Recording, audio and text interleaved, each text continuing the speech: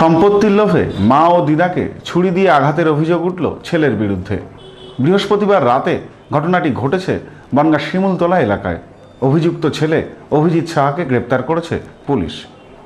সম্পত্তির লোভে মা ও দিদাকে কোপালো ছেলে। ঘটনাটি ঘটেছে বনগাঁ থানার শিমুলতলা এলাকায়।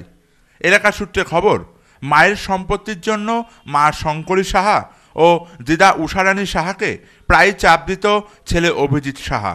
অভিজিৎকে সঙ্গ দিত তার বউ স্মৃতিকণা সাহা। সাহা বাড়িতে প্রায়ই গণ্ডগোল হতো বলে খবর। বৃহস্পতিবার অশান্তির চরমে ওঠে।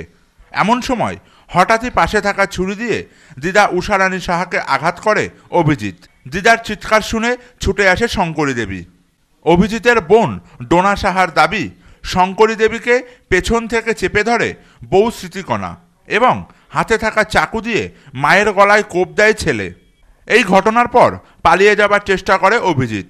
ডোনার চিৎকারে ছুটে আসে এলাকার লোক। এলাকাবাসী ধরে ফেলে অভিজিৎকে। রক্তাক্ত মা ও দিদাকে নিয়ে যাওয়া হয় বনগাঁ মহকুমা হাসপাতালে। রাতে ছেলে ও বউকে আটক করে বনগাঁ থানার পুলিশ। শুক্রবার ধৃতদের বনগাঁ মহকুমা আদালতে তোলা হয়। দিদা চিৎকার করেছে, আমি বাইরে গিয়েছি, মাও তাড়াতাড়ি করে গিয়ে দেখে যে দিদা ওখানে পড়ে রয়েছে, আর আমার দাদা বৌদি ওখানে দাঁড়িয়ে রয়েছে। তারপরে মাকে ধরে ফেলেছে। তারপরে আমি ওই সব পাড়ার লোকজনকে চেঁচিয়ে ডেকেছি। তারপরে সবাই পাড়ার লোকজন এসেছে। দাদা আমার মার আর দিদার গলায় ছুরি দিয়েছে।